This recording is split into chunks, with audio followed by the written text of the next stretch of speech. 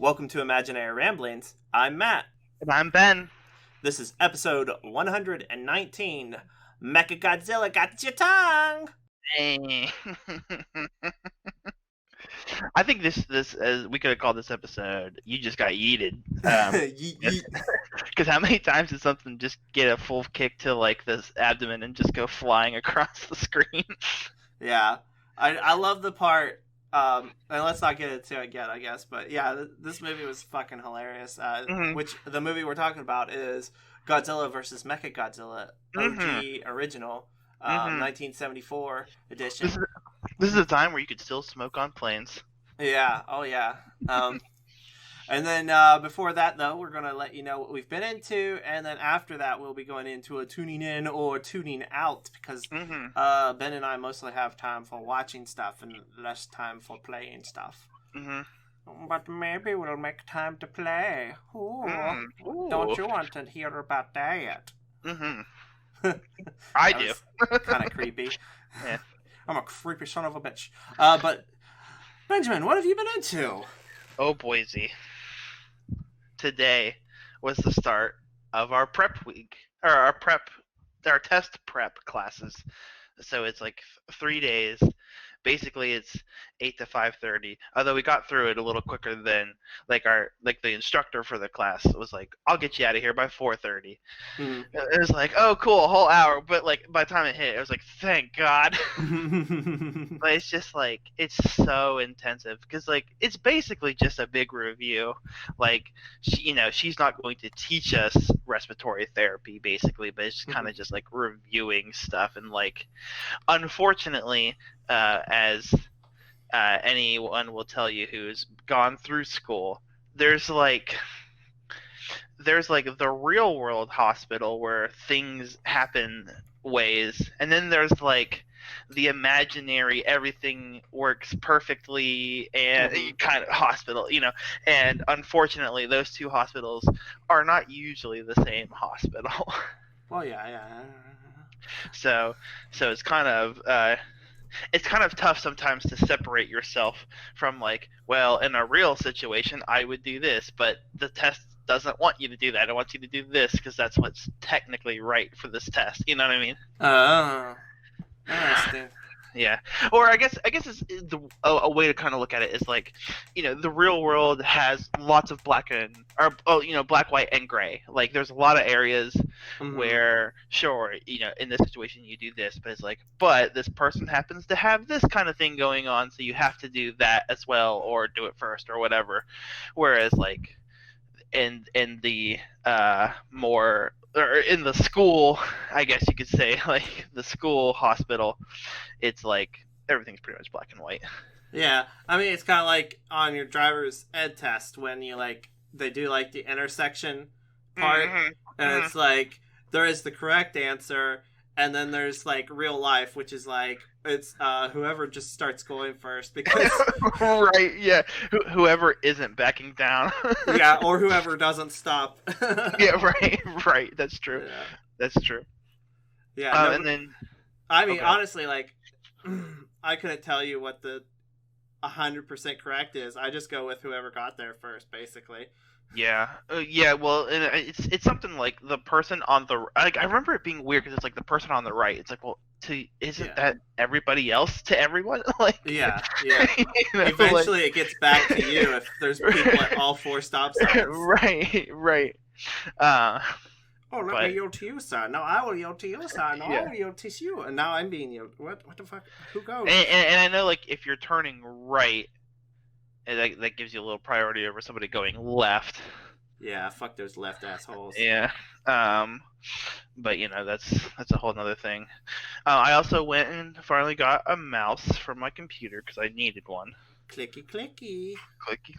But on my way into Best Buy where I got my mouse, there was like a kid and his dad in front of me a little bit walking into Best Buy, and like the little kid, so like they're carrying like it looked like they were carrying like a computer and like the keyboard and maybe a mouse or something, and the kid was carrying like the lighter stuff, and he did something that I think like I can kind of remember almost myself doing, or at least thinking in my head, and like maybe even sometimes do now, and like it was raining a little bit, the ground was a little wet. And the kid was like, "Dad, what if I dropped this?" I just thought it was so funny because obviously his dad answer was like, "Well, don't do that. Yeah. Like, don't drop it." But like, man, I can remember myself as a kid like, "Oh, hey, what if I did this?"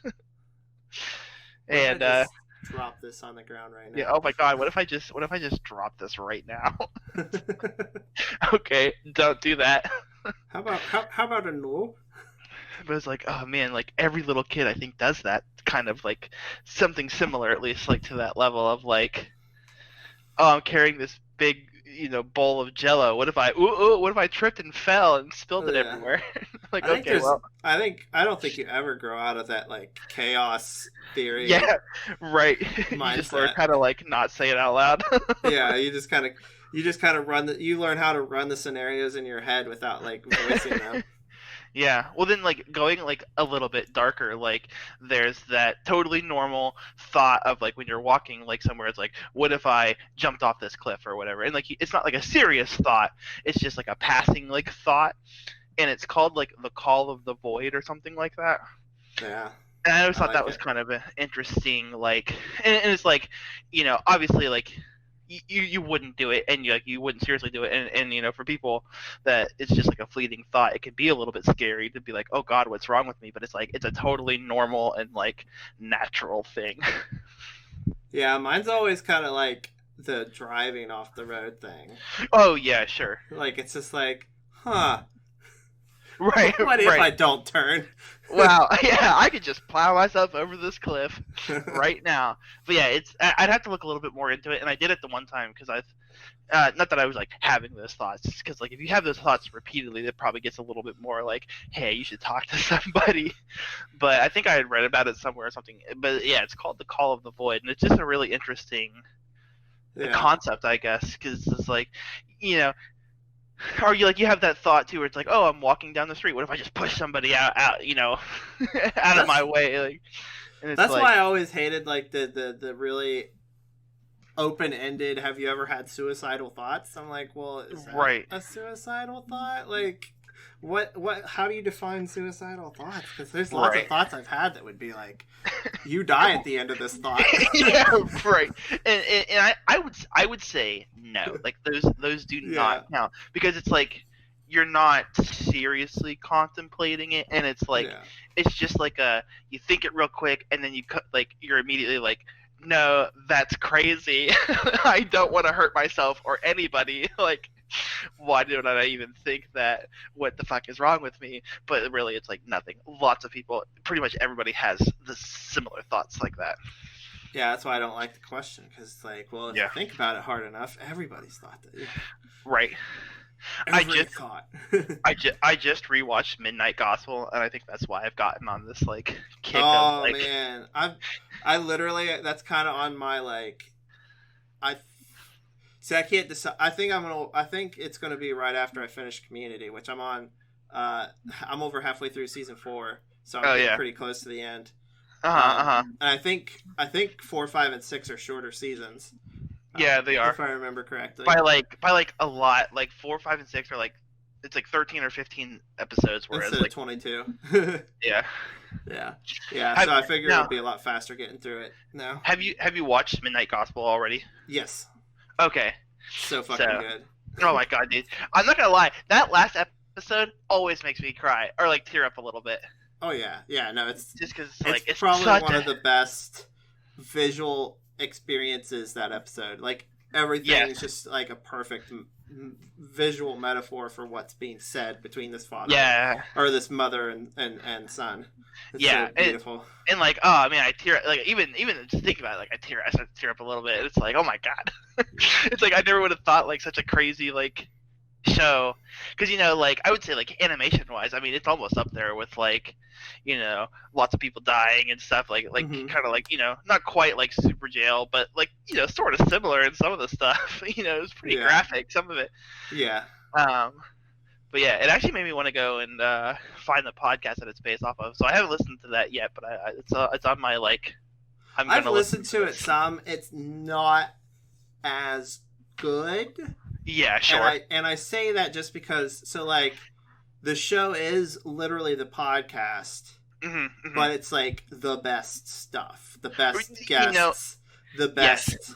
And so like the podcast is really hit or miss because you can get some people that are like, he's connecting with them, and it's good to hear him connect because he's a very good, he's a very interesting person to hear talk. But like the stuff they're saying, it just I'm like I'm not vibing with this at all. No, yeah, and you know what? To be honest, too, I kind of had that feeling because it's like this is probably just the best of the best. Honestly, like these like 8 episodes or whatever it is. So it's like that was also kind of a reason why like I didn't quite want to start it yet because because like and also like how long is the show? It's like what 20 minutes or so, and like his actual like podcast length is like an hour plus. Yeah, it's like hour 30 kind of. Yeah. Where so ours like, end up falling half the time. Well, yeah. But like he actually does I would look up he does Dan Harmon a couple times. Dan Harmon's nice to listen to him talk to just because Dan Harmon's a really interesting guy. Yeah, agreed. Yeah, and you just if you recognize the guest's name, it's probably going to be an interesting. Yeah. When you don't recognize the guest's name, it's like really hit or miss.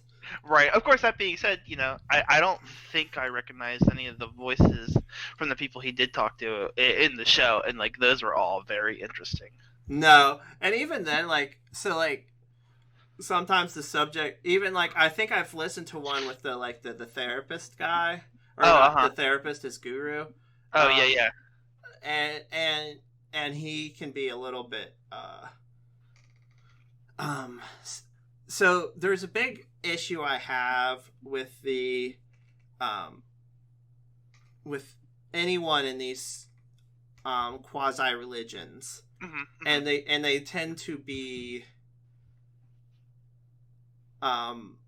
like arrogant. Yes. But in a even more annoying I'm not being arrogant way. Like I found this answer, but it's my answer.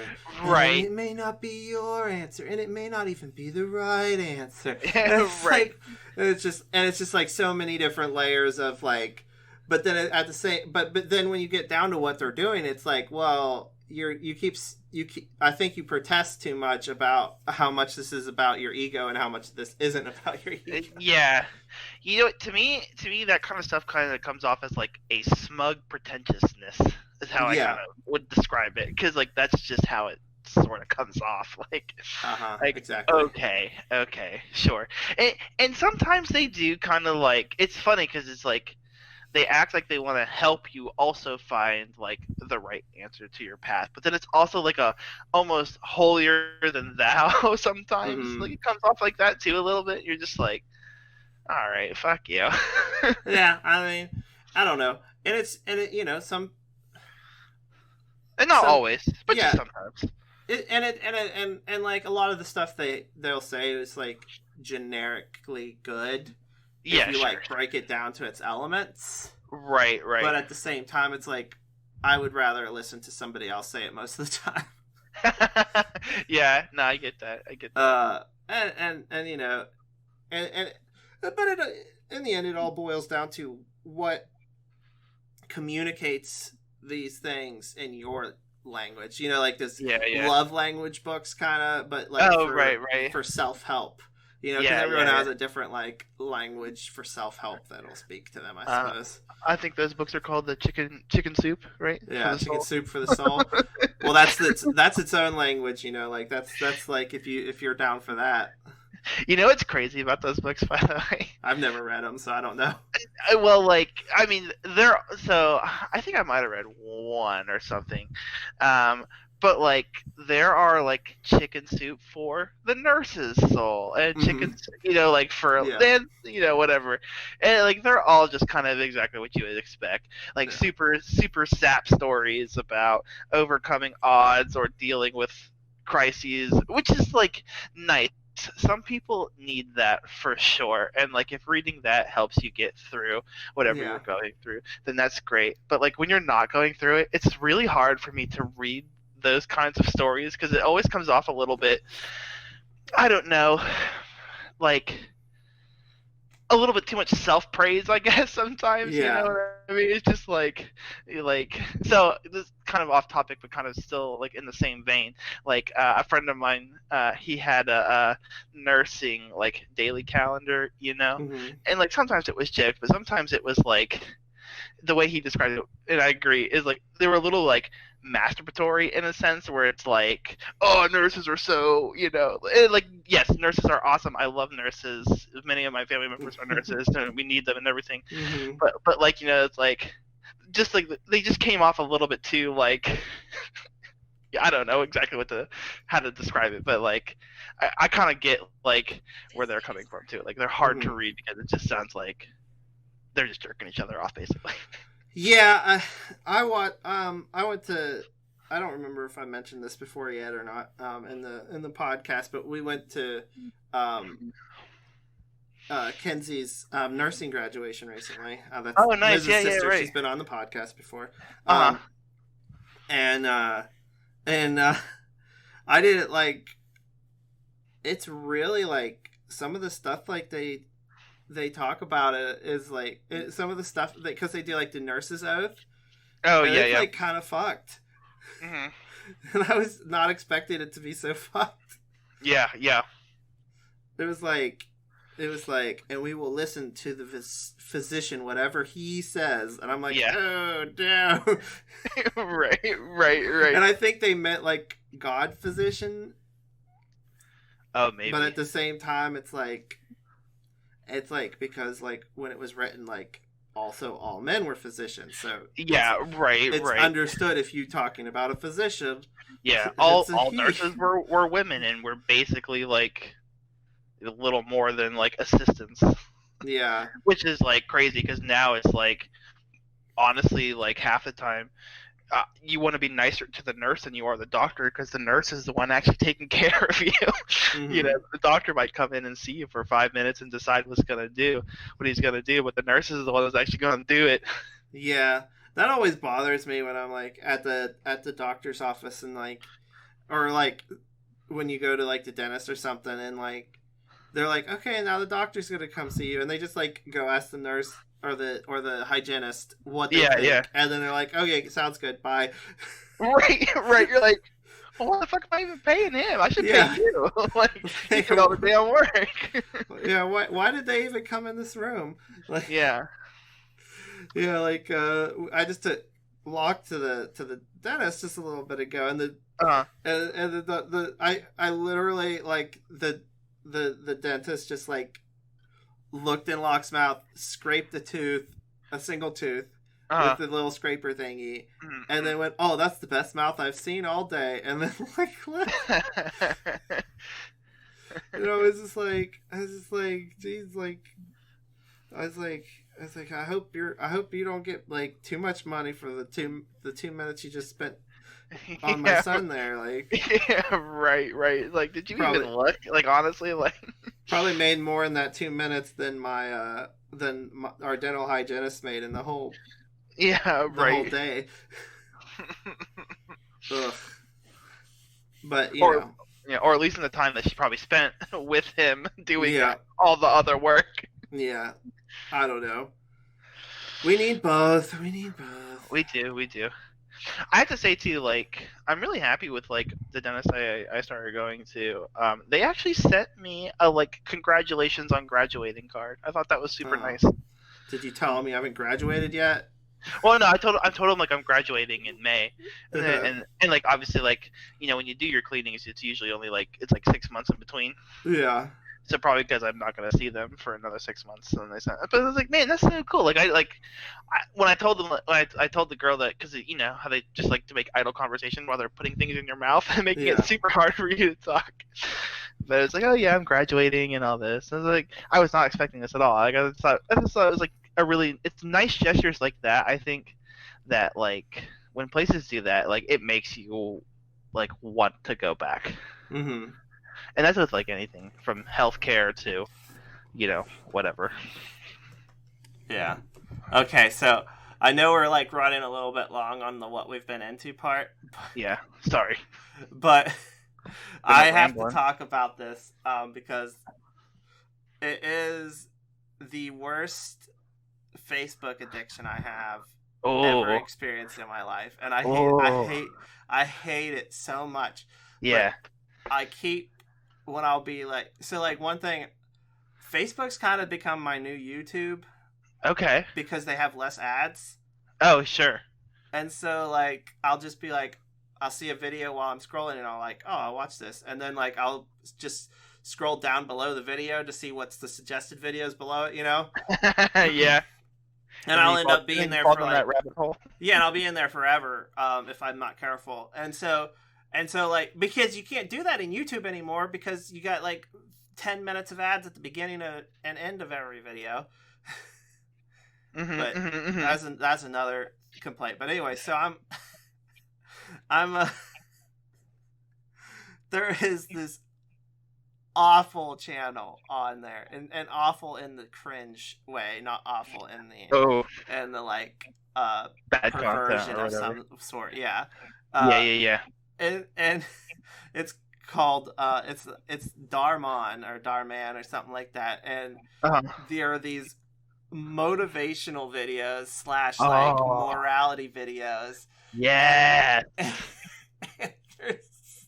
They're so cringe. They're so cringe. So it's like, so they'll like act out scenes, and then to get to the next scene they'll narrate, and then they'll act out that scene, and so it'll be like, oh shit. And each video is like a moral lesson. Like, so one of the first one I watched, and like the reason I say this is so bad because they're like 7-8 minutes long. They're not short videos. Shit. And I will sit and watch this whole cringy, awful video just because of how awful and cringy it is. Now, are we talking animated videos? No, they're live action. Oh boy. Yeah. Oh boy. Oh yeah. They're tough. Oh my god. Oh my god. And so so the first one I watched is like man makes fun of loser from his high school, and you'll never like, because they'll have like the top and bottom like meme thing. You'll never or the like the clickbait where it's like you'll never believe what happens next. And right. Yeah. So this guy comes in and he's like he's at the sandwich shop, and he starts bullying the sandwich guy because he's this kid that was a loser in high school. Naturally, and then he takes an Instagram picture of him but look where loser Tony ended up or something like that. I don't remember what his name was. Yeah. And then Pete went back to work and was immediately fired because of the anti-bullying policy at his work. And then months went by, and he couldn't find any work. And then more months went by, and he ran out of money. So finally, he went to the last place he thought he'd ever work, the sandwich place. And so then he walks into the sandwich shop. And he's like, are you guys hiring? And then loser Tony comes out, and he's now the district manager. Bum bum bum. But my God. Tony is a morally good person and forgives and helps. And it's just like, it's so cringe. And then the best part is the Darman or Darman. I don't know the correct pronunciation. He comes on at the end of every video, and he's like, you see what we learned here today? Oh my god, you're gonna have to send me a link because I feel like I'm gonna need to see this. And he then what we literally were just watched. He then goes into like a 2-minute blurb about it, Oh or a my minute god. long blurb about it, and I shouldn't watch them, but every time I'm like, oh, I gotta watch this to the end. Please send me a link Yeah. to one to your send me a link to your favorite one and I'll give it a watch because it sounds pretty fun to watch, honestly. Yeah, they're hard to watch, but it's the same like thing that draws us into our good and the bad and the campy, where we're trying to like find the really like cringy moments in the movies. Yeah. But the whole thing's just cringe continuously. Or like, let's be honest, like my secret dirty pleasure is watching,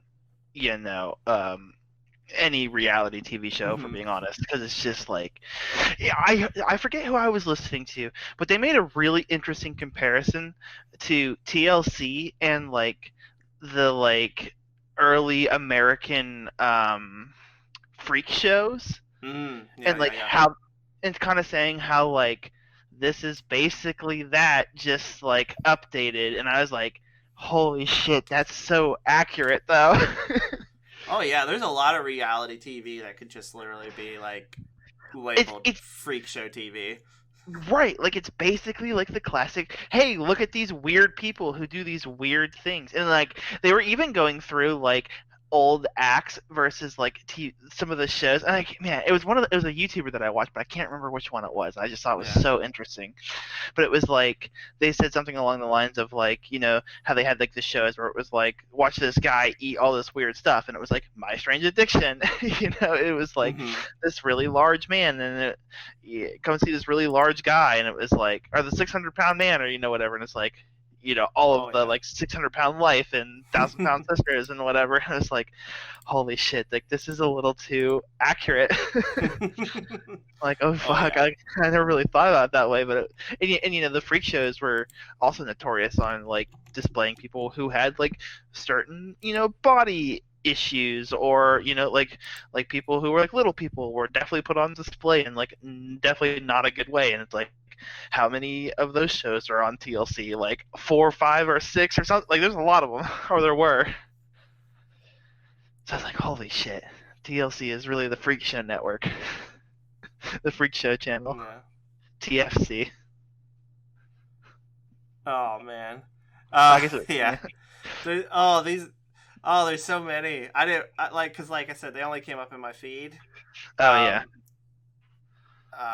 And now I'm like on his thing, so I want to send you the first video I watched, because it was the cringiest, but yeah. Can you follow channels on Facebook? Like I've never. Yeah, really I'm not going to, but yeah, you can. It already is followed it just by me watching them. You know what I mean? Oh yeah. Now that I've watched them, it's like, you're really into motivational speakers, huh? Oh, that's the content you like? I'm like regretfully, yes.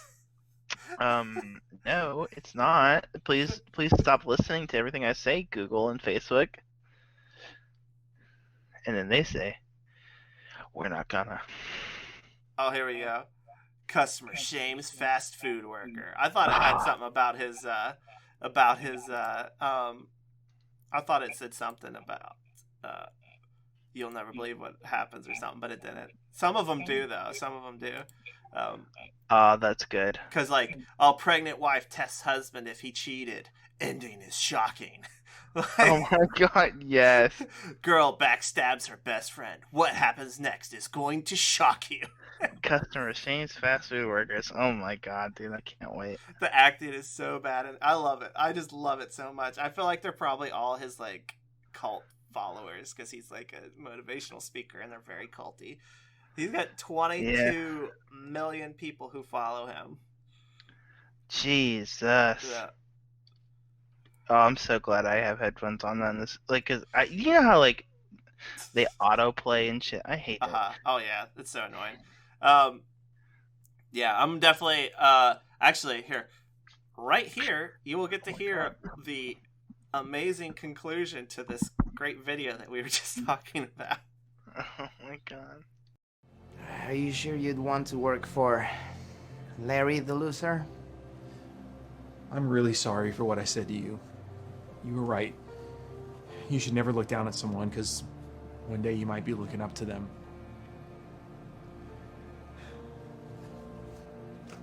Can you ever forgive me? Yeah. Yeah, of course. And actually, I can get you started right away. Come on, I'll show you how to be a sandwich connoisseur. We're not just telling stories. We're changing lives on the Darman Studios Facebook. Oh my god. Yep. All right. Anyway, let's go ahead and get into the good, the bad, and the Campy. Yes.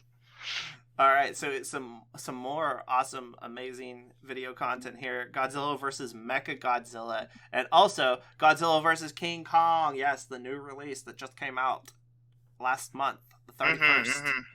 I watched it on the 2nd, and you watched it on the 31st, probably, right? Yeah, I did one. Oh man, I was so upset because we literally showed up at the movie theater and it was sold out.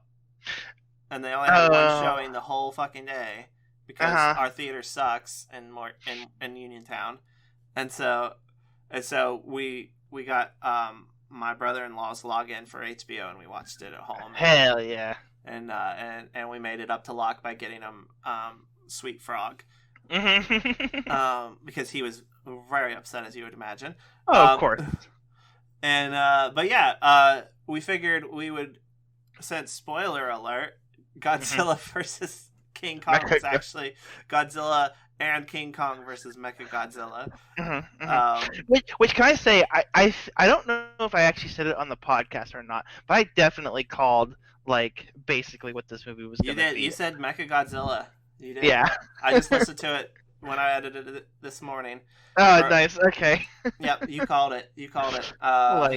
I just I knew it was gonna. It had to be, because it was like of the big villains that we haven't seen yet. He's one of them. Yeah. So do you know who that guy was, or the who the turtle dude was? Like, what was his name? And Godzilla versus Mechagodzilla. I don't, but I know it was they called him something, and honestly, I kind of forgot even like I thought it was funny that the other monster's name was like General something, or what was his name? I can't remember, but like the other monster that Godzilla fights with against, all their names were so funny. I tried Turtle, but that's Gamora. I don't think it was Gamora. Oh yeah, no, Gamora. Anguirus. Anguirus, that was it. Yeah. I thought. Can I say it too, real quick? I always love that, like in Pacific Rim, they always called the monsters kaiju, which is just like the Japanese word for like giant monster, I guess. Yep. Mm-hmm. And I don't know. Just every time I hear it, I do think of Pacific Rim. It was so funny because Locke kept going, oh, they're saying kaiju. Because I was having to read it. I was having to like read it to him. And then he would hear like kaiju and he'd be like, oh, they said kaiju. Because like to him also, like that's a word that means big monster. Right. It is a word that means big monster, but it's just funny that like that he's just like, oh, they said kaiju. Because he thinks it's like English basically. Right.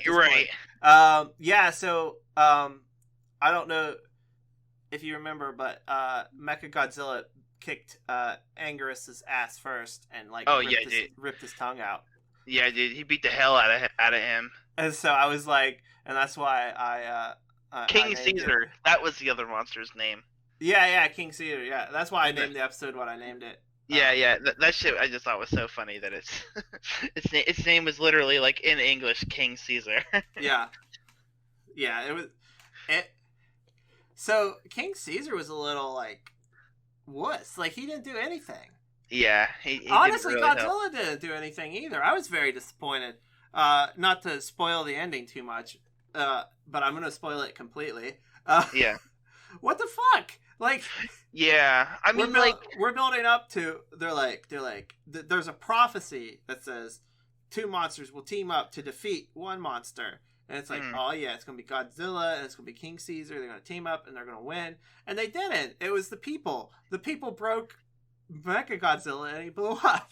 right, yeah. I mean, I guess technically they did, like, rip his head off. But that was, like, after basically he had shut down. Which is also, again, spoiler alert, blah, blah, blah. Kind of what also happened in Godzilla vs Kong. So, like, I guess it was they were true to the source, I guess. Yeah, it was just a little bit better, I think, in Godzilla vs King Kong in that he was like, it was just more of a momentary lapse and not just like a full blown. Well, he's broke. Right. Well, and also I feel like that fight was portrayed a lot closer. Like in Godzilla versus Mechagodzilla, Mechagodzilla was easily winning. Like Mechagodzilla was whooping ass. He was just shooting rockets out of every limb, and then he was shooting lasers out of it. He was shooting lightning bolts out of his chest. He was shooting lasers out of his eyes. I did like Caesar's power where he could like redirect the laser. I thought that was pretty cool. Yeah. But it was just so fun. It was like if I was Godzilla, I'd just be carrying around Caesar like a shield, laser shield. Yeah. I mean, I don't know. I kind of like Godzilla's power of plot necessity armor.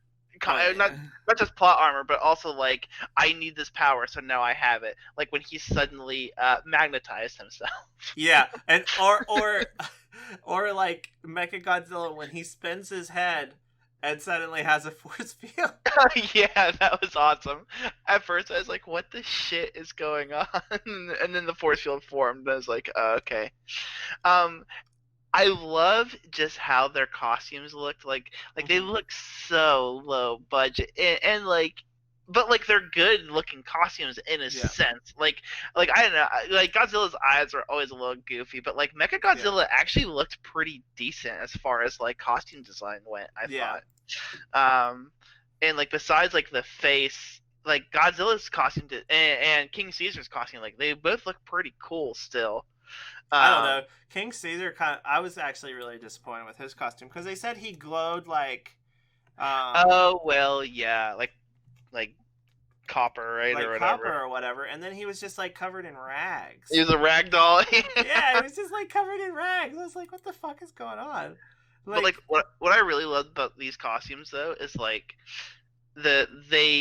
they offered a lot of movement, at least like the Godzilla one did. Like there were a couple times where like you could clearly tell like, oh, that's just a dude in a costume. Like obviously you can't, but like I don't know, just like the way he moved his arms certain ways, I feel like it's just like, oh yeah, that really looks like a dude in a costume. Oh my god. Sorry, I didn't mean to interrupt you. No, yeah, you're good. It looks like there's a later one that he actually King Caesar has a fucking bikini. Awesome. Like, I didn't realize King Caesar was a lady. Yeah, me either. This one did feel a little on the goofy side, and I don't know if it's just because they've kind of played weird music at times.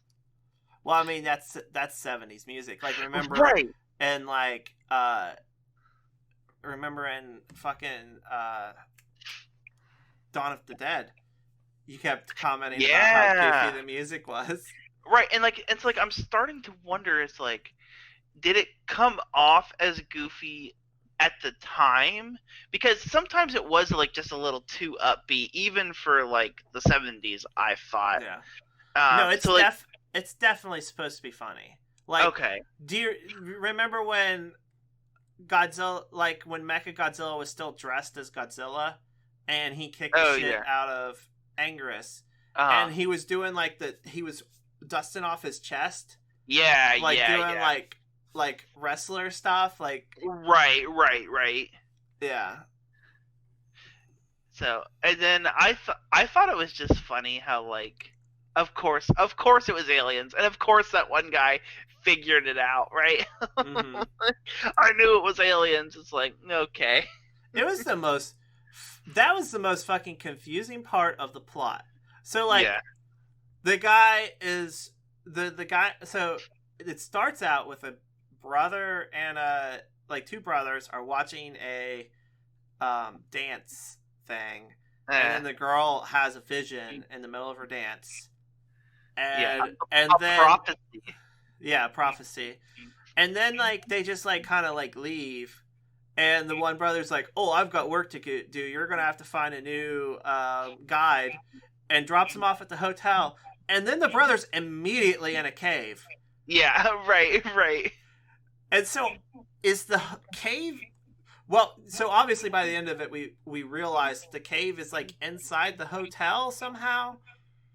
Yeah, because the hotel blows up when they blow up the cave.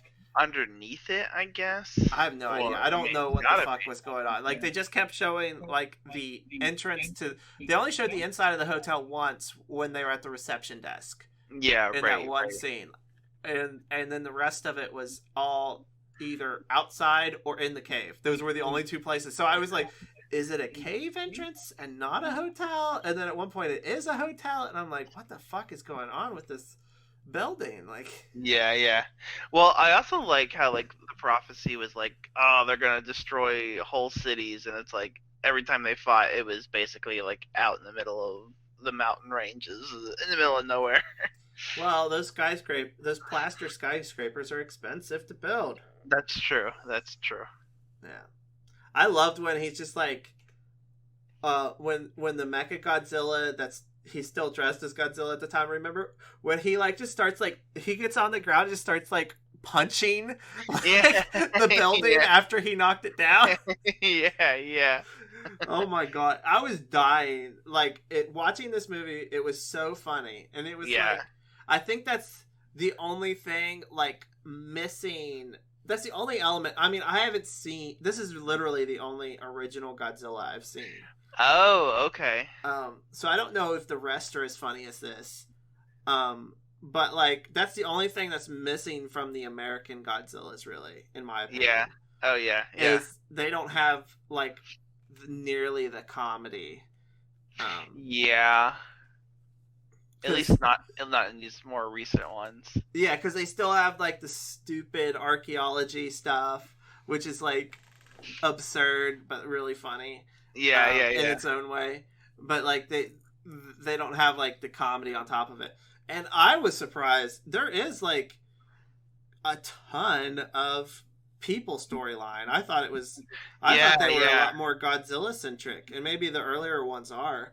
I don't know. I think even those ones are more people like story centric, like like the monster is like just part of it, kind of, but it's really like more about like how the people are reacting and dealing with it. And of course, it's usually like Godzilla fighting something, obviously, so like that takes up a decent part. But like, I don't know, it really is just kind of funny though, because it's like, a lot of the times the human story is a little bit boring because it's like you basically just want to see Godzilla punch shit.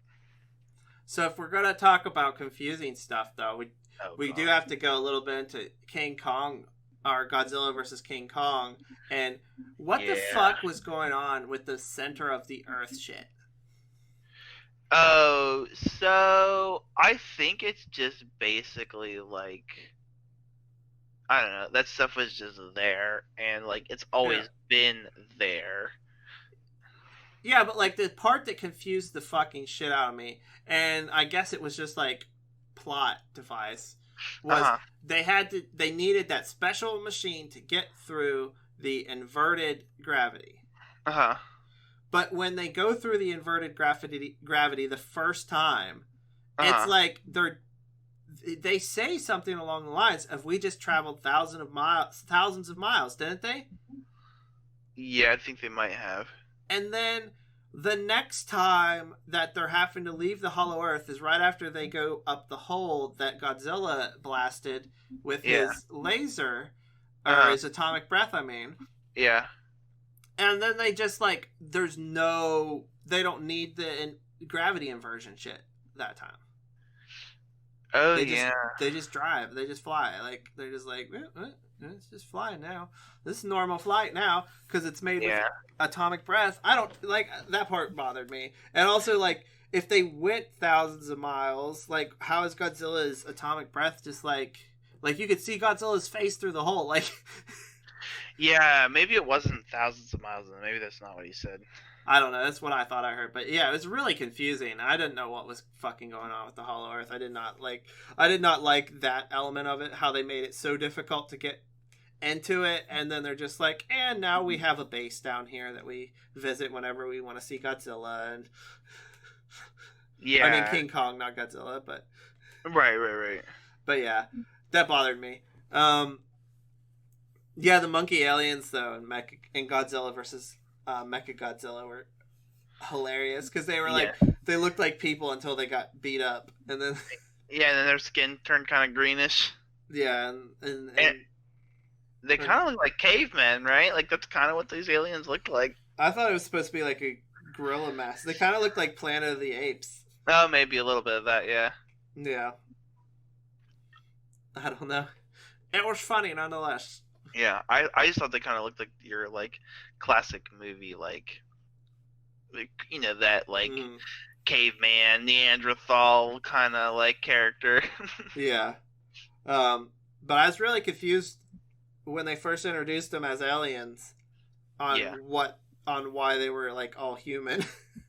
Right. Yeah, that was pretty confusing too. Yeah, but yeah, you know, so let's give some reviews here. What do you give Godzilla vs Mechagodzilla out of 10 kaiju fist bumps? Ooh. I'm going to give it a solid 8. And how much? What do you give Godzilla vs King Kong? I liked that one a lot, so I'm gonna give it a 9. I'm actually gonna bump the 8 down to a 7, I think. Ooh, just to show how much more you liked Godzilla vs King Kong. Well, like, there's just something about watching a modern movie versus a movie made in the 70s that, like, they're not 1 point away. You know what I mean? Like, just because of technology advancements and sound advancements and all that stuff. I mean, don't get me wrong. Godzilla still sounded awesome in the 70s version. Like, they still had that very classic, like, I don't know exactly how to describe it because I don't know what animals and noises they use to make that. Yeah. But it's an iconic, that scream that Godzilla does. Yeah, the Godzilla scream. Yeah. I would give them or both roar, whatever. an 8. Oh yeah. Yeah, because I loved them for different reasons. Sure. Like obviously, like the combat in Godzilla versus King Kong was just choice. It was awesome, especially on the aircraft carrier stuff. That was fun. Yeah, that was cool. But the and then when Godzilla's like flailing, beating those pterodactyl or those flying snake thing, when he was beating the other one with the flying snake thing, I thought that was awesome. Like, there's just stuff that like they can do in modern movies that they just couldn't do with people in suits. Even though they did punt them all over the place, which was fucking epic. That's awesome. I loved it. Yeah, that was awesome. But like, so there is this thing, and it happens in Pittsburgh sometime, and I'm pretty sure we're gonna have to take Locke sometime, and you're more than welcome to come when it happens. But they have like a kaiju wrestling league that comes there sometimes. That sounds awesome. Yeah, and so and just like seeing that, I'm like, oh my god, I knew this would be good. But now I just want to watch it so much fucking more because like it was just like the hilarious stuff that they can do because it's a person in a costume, and it makes it even funnier because it's a person in a costume. Like when he's like dusting off his chest after he just like beat the shit out of Anguirus, and like when they're like doing the like come get this with their hands in the air and stuff. It's like I don't know. I don't think they could get away with that in the new Godzilla movies. No, definitely not. And it just makes these so much more like it has so much more personality in some ways than the new ones have, because the new ones, like don't have that like personality and character of the actor inside of the suit. No, you're right. Yeah.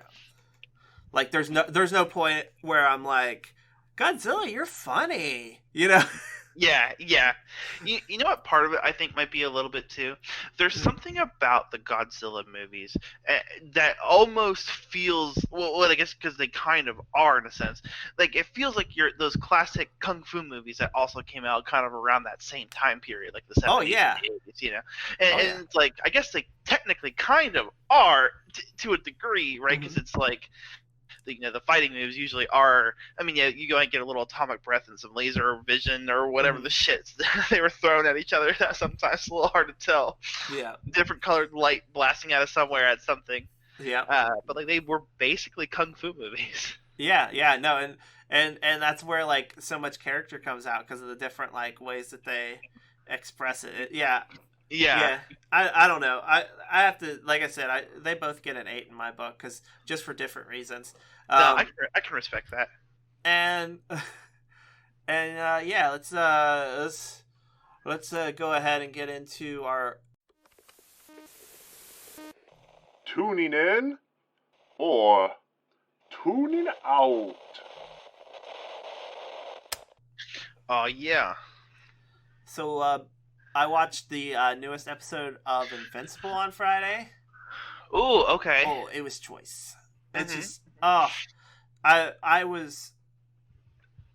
I'm always unsure of what route a show will take when they're adapting something. Sure. Because like a lot of stuff is like, well, like Game of Thrones, for example. For parts of it, they were like trying to do a 1-for-1, and then other ways they cut stuff out, and then other shows just kind of make something completely different, kind of like how The Walking Dead completely separated for the most part from the comic at points. So I wasn't sure what to expect, but it is almost like they just animated the comic. It's so good. Oh, nice. Yeah. I'm enjoying it a lot. I don't like, obviously, like I can't remember the comics perfectly. So it's not like I can say for certain that they're getting everything. Like, it's not like I can say they're animating every single panel from the comic, but it just feels like reading the comic. Oh yeah, nice. Yeah. So I'm which greatly enjoying it. What is that on? Amazon Prime. Oh, nice. Yeah. I don't know if you've heard, but on April 23rd, the new Mortal Kombat movie comes out to HBO Max. Oh yeah. And I am pretty excited for that because honestly, like, as goofy as like the other movies were, they were still like enjoyable, you know? Oh yeah. Yeah, and this one seems like it's got some good hype behind it, and I don't know if that'll be a bad thing or a good thing, but yeah. Well, and then I recently started watching this show on HBO that it just started called The Nevers. I'm kind of interested to see where it's gonna go. I just watched the first episode, and it was pretty cool. So what's the elevator pitch on this? So it's like, we're in like Victorian era London, which is always like, I think, a cool setting. Like, I know a lot of places do it, so it almost is a little on the cliche, like, getting there, I think, because like how many places have set stuff in there. I mean, you were just talking about the Irregulars the last yeah, right, yeah, where it's like Sherlock Holmes, which is definitely like Victorian era, that yeah, so it is kind of that, so that is a little bit of a cliche in my opinion, but I think it hasn't been totally done to death just yet. No, but so it's basically like some event happened, which they haven't really talked about yet because it's just only episode 1. But it's like a lot of women in London have gained like supernatural powers, basically, and they call them the Touched. I don't know if it's gonna always be only women though, but for right now, it just seems to be like a lot of women are the ones who are it. Like no men have had any kind of powers yet. But it's like they all seem to have like special abilities. So like the first like the two main women, I think, at least would seem like are going to be the two main one. Like the one woman can see like electricity basically, so she became like an inventor because she can. The way she explained it is like I can see where energy needs to go, kind of deal. So she's like really good at inventing stuff. Okay. And then her like partner is basically like kind of like a super strong kind of like character where it seems like her body's like tougher and she's stronger than like normal by like a decent amount. Okay. And they run like an orphanage where they have been like rescuing these girls and like just because like a lot of them are obviously being like discriminated against, I guess, basically because how the whole classic like Mutants are bad. Yeah, we're afraid of them. So, but now it looks like there's like a shadowy organization who's also looking for like they're kidnapping people, or like kidnapping them and doing forcefully recruiting them. Yeah, maybe even doing like experiments on them and stuff. Yeah, so I'm interested to see like kind of like what powers people are gonna have and just kind of like where they go with it. Like so far, it seems like. I've enjoyed the first episode, so I'll at least just give the second episode a try. All right. I might have to check Speaking it out. of giving another episode a try, though, I don't want to spoil anything, but oh my god, that episode 4 of Falcon and the Winter Soldier, like I'm hooked now. Like oh shit. Yeah, I feel like I was finally the people that were like, oh, WandaVision's good when episode 3 came out. Yeah, right. Yeah, because like I liked WandaVision from episode 1, whereas like Falcon and Winter Soldier, I've been just like, well, I don't know. It's Marvel at least, I guess. Yeah.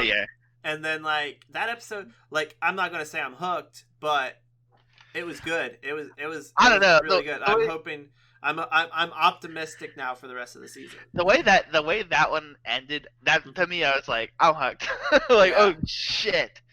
Like that was just, oh my god. That last visual too was just so powerful. I thought it was just like, damn, like I am in.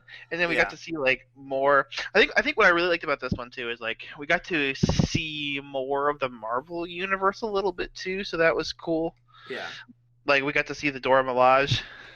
Yeah, I'm really excited that they're finally giving us details about the blip time period. Yeah, me too. Every episode where we get to learn a little bit more, so it's really interesting because I don't know if you remember this, but at the end of Endgame, when we were reviewing Endgame, I was pointing out how, like, well, what I want to know is because we just had 5 years of producing for half the world's population. How are we going to feed that many people? How are we going to house that many people? And this entire story is about how we're not doing it very well. Yeah, right. Or like how we helped at first and then decided that we were done with those people. Yeah, they're like all just anyone who like so in case you haven't watched it, and I don't think this is a spoiler really, but the main bad guys at this point, which it's questionable on if they're bad guys or not really, right, to some extent, but the main driving force of the plot is this group that are called Flag Smashers, and they want the world to go back to how it was during the blip, where everybody was kind of just trying to survive and help each other, and they all lost their homes because their homes belonged to other people that had disappeared, and when those people came back, they got their homes back, and so these people are all displaced from that. Right. And so I think that's a really interesting concept, because I was like, well, I guess all the houses and stuff are still there, and if the person who owned it is disappeared off the face of the earth, and if you have situations like, especially when you had like Hawkeye, for example, he lost his entire family basically, and then he just went like AWOL. Yeah, right. So like I'm sure there were lots of families that just like didn't exist anymore. Yeah, sure. Or like only the children existed, and like obviously they needed to go somewhere, so and they couldn't stay at the house and stuff. Yeah. Yeah, that's true. So I thought that was interesting. Yeah. I'm Well, glad they're one thing finally they getting into the blip and not in the just like, oh, it was real bad and that's it. Like they kind of Yeah. did WandaVision. Right, right. Well, one thing they've mentioned kind of like subtly, I thought too, is like it sounds like a lot of borders were just like unmade basically during the blip because they kind of keep bringing up like reestablishing borders and like or like stuff like that. So like that definitely to me kind of does sound like exactly what the Flag Smasher is. Like they don't want these affiliations with countries and stuff, and they want things to stay like more, I guess, in a sense, like it was more united, right? Because it was kind of like that classic, you know, so many TV shows and movies and comic books have done it, especially like when you look at what was that one? Oh my god, I can't believe I just blanked on it. Watchmen, you know, where it's like we had this one big threat, and that was, you know, Thanos or whatever, and it united everybody. So like during that blip time, you know, everybody was more united with like kind of what you said too, like for survival. But now when everybody's back and Thanos is defeated, it's kind of like, well, you know, like Thanos was the worst of the worst base for these people. Like, how much worse can we get? And obviously, anyone who's read the comics knows, like, oh, there's so many that could still happen and stuff. But like, you know, but for regular people who obviously live in that world, it's like Thanos was the worst. Like my family was disappeared for 5 years, and they came back, and I'm 5 years older, and they're all still the same age. So like, that's literally like one of the worst things. My younger brother is now my older brother, you know. Right, yeah. Right, no, absolutely. Yeah. So I think I like to see like, and also kind of we're seeing that dynamic of like, you know, they started off as a very like justifiable cause, but now they've kind of done some not so justifiable things. So like, are they still going to be seen as good guys? Are they going to be seen as terrorists? So, like, I'm looking forward to seeing kind of where this arc is going to go. Same. Yeah, I think that this is like probably the biggest problem with the MCU and how secretive they were with their story is the fact that it took Endgame came out 2 years ago or 3 years ago. No, I mean either way, or 2018, I can't remember. Well, even if we're just talking about not even Endgame, if we're talking about Infinity War. Oh, yeah. That was at least 3 years. Yeah, for sure. So it took them 3 years to have a show that dives into the details of the blip because all that stuff was kept secret. Like Spider-Man Far From Home literally just hand waves it in one 20-second scene. Yeah, that's true. And then you're supposed to just believe that every single one of his friends blipped with him. Right. Because they're all the main characters are still the same age. That's true, yeah. And it's literally because they wouldn't tell the Sony team because, you know, it's still they have to work with Sony. That this happened. Until after it happened, and then they're like, and now I had a scene to explain it happened. Right. And so, like, that's what... And I'm sure WandaVision was probably, you know, not really focusing on the... I don't know. It does... The story is heavily affected by the blip to some extent. Because you've got Rambo, who's coming back after being gone, and stuff like that. But it you know, it didn't focus on the bad stuff as much. Right. Although I will say though with WandaVision, like it wouldn't have made as much sense to bring up a lot of that bad stuff just because like the way the story was going. But like I totally agree with like it's nice to finally see like what was happening during the blip and like how were things and how are things now that like this huge population is now back all of a sudden. Yeah, and also like borders dropping just doesn't really work as a concept in the United States.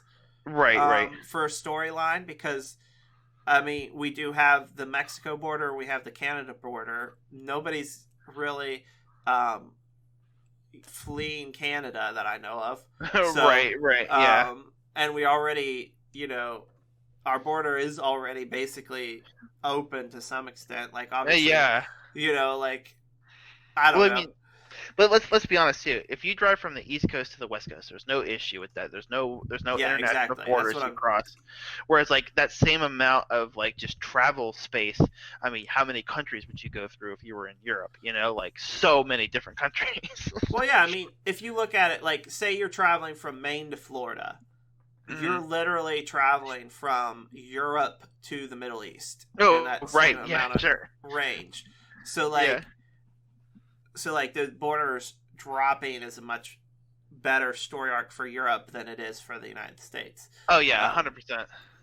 Because you would just have to be in, like, Texas and be like, we were kind of against them all coming over the border, but now, you know what, I guess it's okay. Yeah, right. Like, and also it'd be probably a little bit more controversial of an issue in the United States to talk about that. Yeah. Because, like, for the most part, they're being super vague in Europe. Yeah, right. Like, although they're implying, like, countries that, like, hate each other, but they never really mention the names of these countries. Right. Although I kind of would like to see, too, like, like, in a sense, like, factions had to have formed in even, like, the United States. And, like, I wouldn't be surprised if during a blip like that, like, would Texas secede and become its own place again? Probably in reality, but not in the MCU. I don't think. Well, yeah, but like I feel like there would be instances of like stuff similar to that kind of happening, and like I guess that does kind of get a little bit like cliched too, because it's like every apocalypse, it's always like, from the Rockies to wherever has become.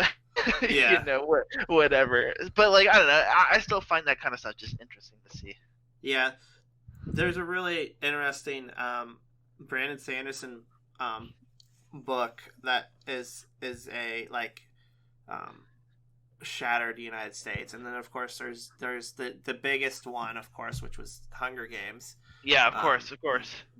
And see, I like that one too, because it made sense how like districts were split up, but it also just didn't do the whole like not gloss over, but the whole just like, oh well, from the Rockies to the coast formed a nation, and like I like that, like, what was it, like 12 or 13 districts or whatever it was. It was. I thought it was interesting.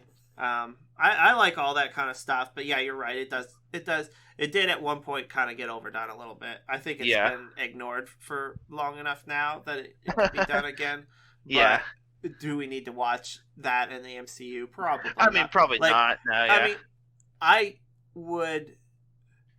I would really like to see I would like Captain Marvel 2 to be set during the blip. Oh, that would be cool. Because it heavily implied that she was very busy dealing with basically tons of advanced planets and stuff and helping them survive this. And I just think that would be interesting. And then they could do like that thing, and it wouldn't be as cliche because it wouldn't be like on Earth. It would be like other planets. Yeah, that would be cool to see. I would like to see that. And it would kind of play a little bit into what they've already done with Captain Marvel, and that she kind of takes place outside of the MCU main timelines, because far the MCU's completely ignored the blip time period. Right. Well, you know what else too? Like you could even use it, and it's probably too late now, obviously. But like they could have done it to like set up stuff in like the Guardians of the Galaxy movie that's coming up, and with them going out into space and doing things. Yeah. Oh, that would be cool to see. Yep. I don't know. We'll see what it is, and if it even really happens, because I know Brie Larson from I don't know. I can't say I know. I just read articles that implied that she did not get along very well with her fellow castmates. Oh no, really? Yeah. So That's too bad, because I thought she was a pretty good Captain Marvel. I enjoyed her. yeah, I think it was just an issue of she was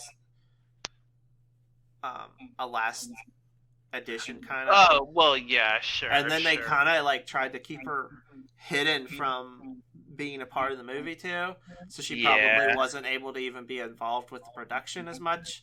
And so that's true. Yeah, she might have just got an odd man out syndrome, That's true. Or like kind of like what they did in like Saving Private Ryan, like they like actually separated that actor from like the boot camps and stuff, so that like when they showed up to rescue him, like they did have this camaraderie that they didn't have with him. Yeah. So I don't know, but yeah, I guess we've been tuning in or tuning out for a while now. Yeah, well, but that's just because a lot of stuff is coming out right now. Like, yeah, it's crazy what happens when like everybody just has a year to like set stuff up. Yeah, right. And now more people are getting vaccinated, so it's safer for them to be around each other and stuff. So like I'm sure like that's played a big role in like productions and stuff, because like how many movies were actually made during like lockdown stuff? Like not that many probably, except for like very small and very long drawn out things that were like where you could have the cast isolated for so long. Yeah, like the Great British Bake Off. Yeah.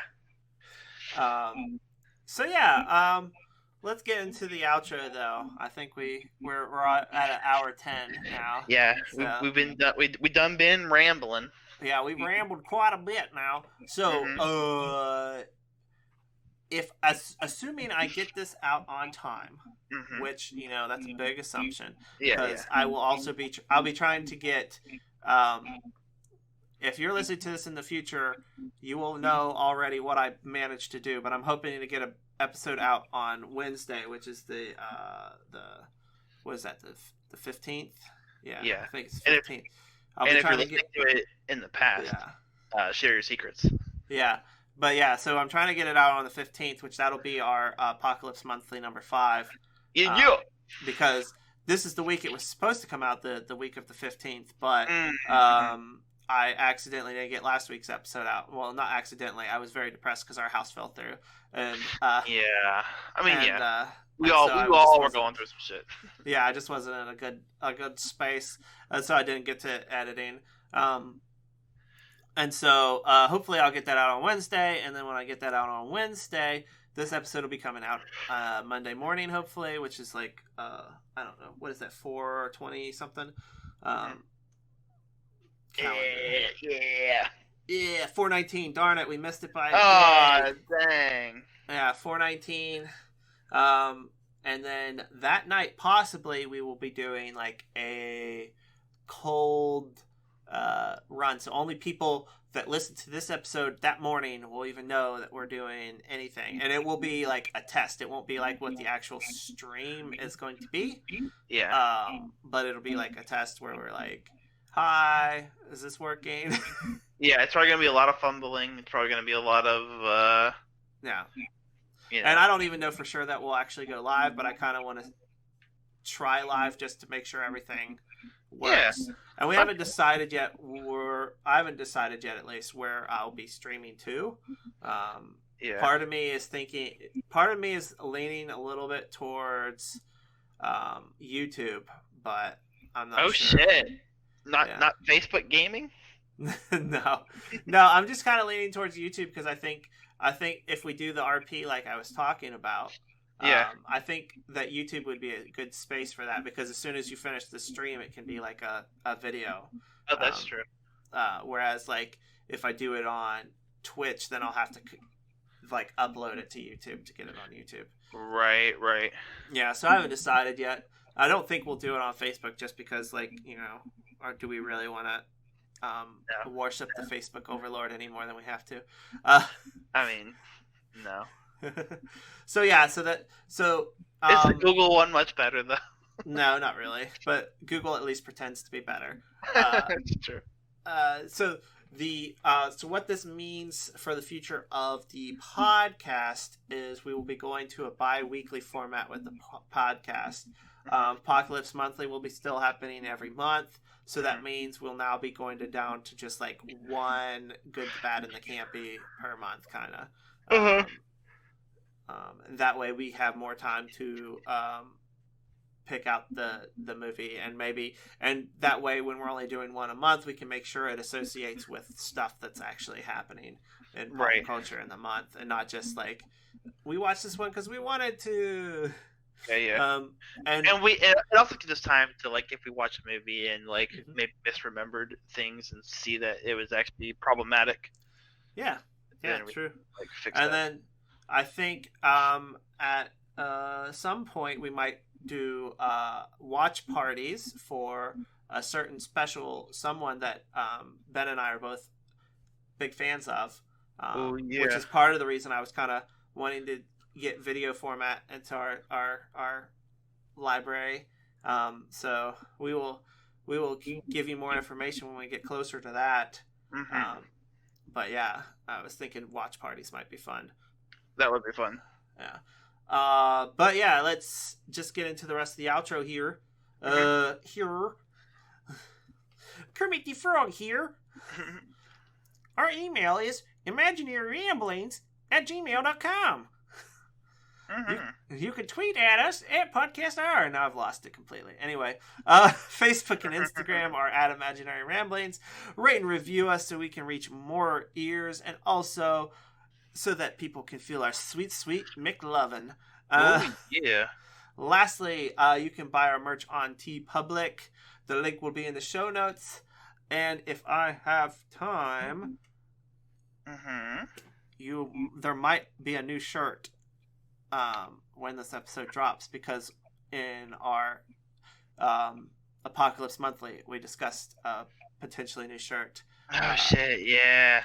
And I am hoping to get it out, but I haven't started on it. So you've been we all busy. We all busy. Yep. But anyway, we'll see what happens. With all that said, all I have left to say is bye-bye. Bye.